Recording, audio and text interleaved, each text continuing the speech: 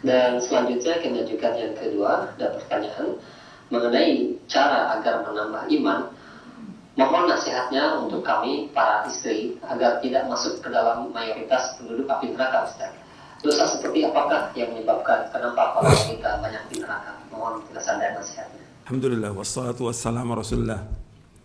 Allahumma salli wa sallim wa barik ala nabiyina Muhammadin wa ala sahbihi. Bagus pertanyaannya. Artinya Nabi SAW sudah mengingatkan kepada para wanita dan menjelaskan kepada kaum wanita bahwa yang paling banyak masuk neraka adalah para wanita. Sampai Nabi bersabda sallallahu alaihi wasallam, "Ya ma'syaran nisa, tasaddaqna fa inni ra'aitukunna aktsara ahlin nar." Wahai para wanita, bersedekahlah kalian karena aku melihat kalian yang paling banyak masuk neraka.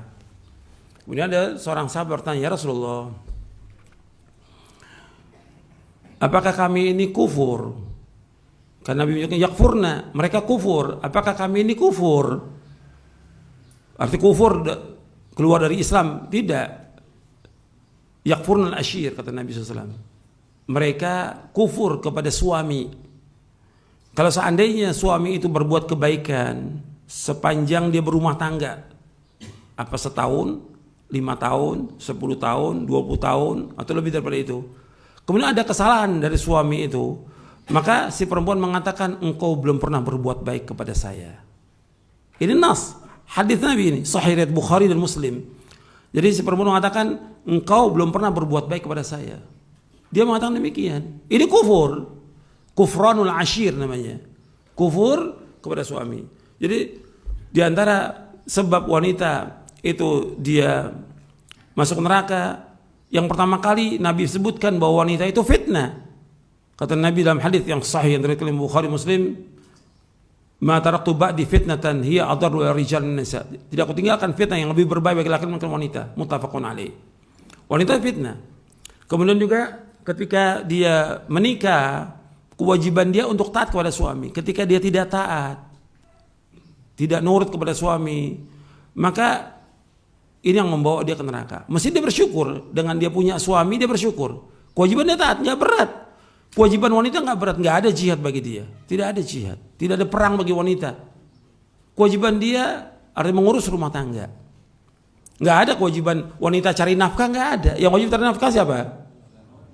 Siapa? Suami.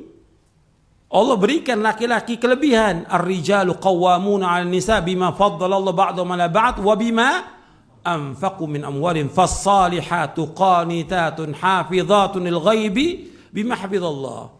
Allah sebutkan dalam surah An-Nisa di ayat 34. Allah berfirman, laki-laki itu pemimpin bagi wanita. Jangan dibalik. Laki-laki pemimpin, bukan perempuan pemimpin. Ar-rijal qawwamun 'alan nisa, pemimpin bagi wanita. Dengan sebab apa? Dengan sebab Allah lebihkan laki-laki daripada perempuan, yang pertama. Yang kedua, dengan sebab laki-laki memberikan nafkah.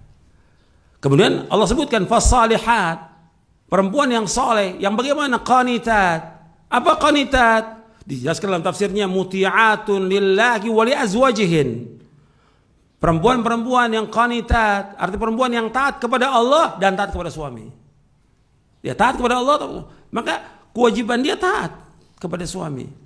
Enggak berat, enggak disuruh dia dagang, enggak suruh kerja. Perempuan di rumah taat kepada suaminya, mengurus rumah tangganya, mengurus anaknya, dia mendengar dari suaminya, taat, nggak boleh dia membantah, nurut udah. Karena apa? Itulah jalan dia menuju surga. Karena yang paling banyak masuk neraka wanita. Kemudian juga dalam riwayat yang lain dikatakan, innal fusaqa hum ahlin nar.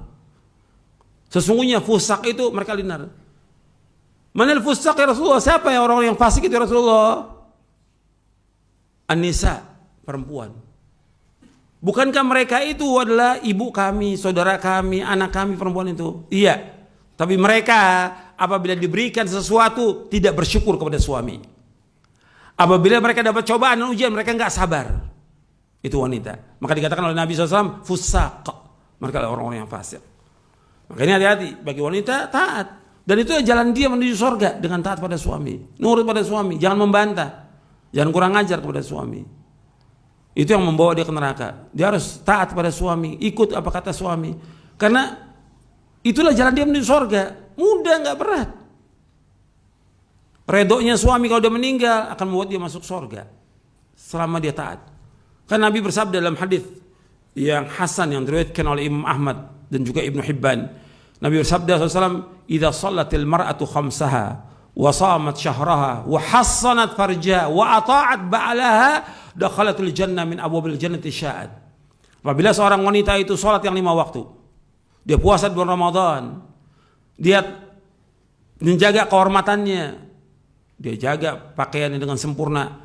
Dan yang keempat di sini, dan dia taat kepada suaminya, maka dia masuk surga dari pintu surga mana saja yang dia kehendaki.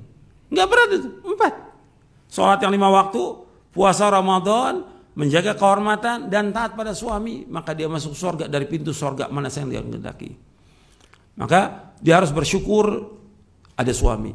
Apakah suaminya kurang bagi dia, atau nafkahnya kurang, atau bagi kondisi yang ada sekarang ini, kewajibannya untuk sabar. Wajib sabar. Kewajibannya untuk taat pada suami. Jangan banyak mengeluh. Gak boleh seorang istri mengeluh pada suami. Sabar. Itulah cobaan, ujian. Ada suami yang tadinya memberikan nafkah, sekarang dia gak kerja karena pandemi. Jadi pengangguran. Ya sabar. Ini cobaan, ujian. Harus sabar. Jangan kemudian dia mengeluh atau dia melawan suaminya, tidak taat. Berat itu. Apalagi sampai dia minta cerai karena gak sanggup. Nggak sabar dia minta cerai. Justru dia minta cerai, tempatnya di neraka bagi dia. Kata Nabi SAW, ayyuma imra'atin sa'alat zawjaha talaqa min ghairi ma ba'sin faharamun 'alaiha ra'atul jannah. Siapa aja wanita yang minta cerai tanpa alasan yang syar'i, maka dia haram mencium aroma surga. Haram. Hadisnya sahih. Kalau haram mencium aroma surga, tempatnya di mana? Neraka. Kata Nabi SAW, aqallu sakinil jannati an-nisa, kata Nabi. Yang paling sedikit penghuni surga para wanita. Kalau antum mau banyak jadi penghuni surga, antum taat pada suami. Itu nas yang wajib kita ikuti dalil. Jadi justru dengan taat suami akan membawa kepada ketenangan, kesejukan, bahkan akan membawa kepada halawatul iman. Apa? Halawatul iman itu manisnya iman. Ini dibawakan oleh Syekh Albani dalam kitabnya Sahih At-Targhib wa Tarhib, bahwa seorang wanita akan mendapatkan lezatnya iman dengan dia taat kepada suaminya. Itu dibawakan oleh Syekh Albani dalam Sahih At-Targhib wa Tarhib, bahwa Nabi SAW bersabda, "Lau amartu ahadan ayasjuda li ahadin la amartul mar'ata an tasjuda li zawjiha min idhami haqqi 'alaiha wa la tajidu imra'atun halawatal iman hatta tu'addiya haqqa zawjiha walau sa'ala nafsaha wa hiya ala dhahri qatabin." Sungguh seandainya aku memerintahkan seorang untuk sujud kepada orang lain, niscaya aku perintahkan para istri untuk sujud kepada suami mereka. Dikarenakan besarnya hak suami atas mereka, tidaklah seorang istri mendapatkan manisnya iman sampai dia memenuhi hak suaminya. Dan kalau seandainya suami minta dilayani sementara ia sedang berada di atas pelana onta, maka dia tidak boleh menolaknya. Hadis ini diriwayatkan oleh Imam Hakim dalam kitabnya Al-Mustadrak dan dikatakan sahih, disepakati atau disetujui oleh Imam Az-Zahabi, dan juga dikatakan oleh Syekh Albani hadis ini hasan sahih. Dan antum bagi wanita bersyukur antum punya suami. Kalau suami umpamanya dia punya istri 2 atau 3, ya harus sabar, itu udah Allah takdirkan demikian. Dan itu syariat dalam Islam, nggak boleh kita menolak. Oh saya nggak mau, kalau di madu saya mau cerai, nggak boleh minta cerai. Bukan alasan syar'i, gitu. Dan itu alasannya kan yang dikemas dengan berbagai macam kemasan ya sudah. Suami saya nggak sayang, suami saya begini. Padahal intinya apa? Bahwa suaminya kawin lagi. Gitu. Itu perempuan. Karena apa? Tipu daya wanita sangat besar. Inna kaidakunna azim. Kalau setan, meskipun hebat tipu dayanya, inna kaida syaitani kana dha'ifa. Tapi kalau untuk wanita berat, macam-macam sudah. Bagaimana dia menipu orang tuh luar biasa, menipu suaminya dengan ngambek, dengan nangis, dengan segala macam sudah. Makanya kita harus hati-hati juga gitu. Kepada wanita. Kenapa? Allah menyebutkan dalam Al-Quran bahwa wanita itu apa? Musuh. Ya ayyuhalladzina amanu inna min azwajikum wa auladikum aduwwan lakum fahdharuhum. Wahai orang beriman, sesungguhnya di antara istri kamu dan anak kamu lah musuh bagi kamu. Hati-hati kepada mereka. Yang menyuruh hati-hati Allah dalam Al-Quran. Tapi Allah menyuruh apa? Untuk banyak memberikan maaf. Wa in ta'fu wa tasfahu wa taghfiru fa innallaha ghafurur rahim. Kamu berikan maaf, itu baik buat kamu. Allah Maha Pengampun dan Penyayang. Tapi disuruh kita sabar menghadapi wanita itu, disuruh sabar. Tapi wanita juga harus tahu diri, dia wajib taat sama suami, harus nurut kepada suami. Jangan ngebantah, jangan dia kemudian banyak menuntut, jangan. Sabar. Jadi ini ketentuan syariat yang harus kita ikuti. Sebenarnya panjang kalau kita bicara soal masalah ini. Saya ada nulis buku yang antum bisa baca, Panduan Keluarga Sakinah. Ada penjelasan di situ tentang hak suami, hak istri yang wajib dipenuhi. Dan kita selalu berharap bagi setiap rumah tangga itu yang mendapatkan sakinah, mawaddah, warahmah dalam rumah tangganya. Itu yang berdoa kepada Allah. ربنا هب لنا من أزواجنا وذرياتنا قرة أعين واجعلنا للمتقين إماما ربنا آتنا في الدنيا حسنة وفي الآخرة حسنة وقنا عذاب النار. Mudah-mudahan apa yang saya sampaikan bermanfaat untuk saya dan kaum sekalian. Kurang lebihnya saya mohon maaf. Wassalamualaikum warahmatullahi wabarakatuh. Subhanakallahumma bihamdik asyhadu an la ilaha illa anta astaghfiruka wa atubu ilaik. Assalamualaikum warahmatullahi wabarakatuh.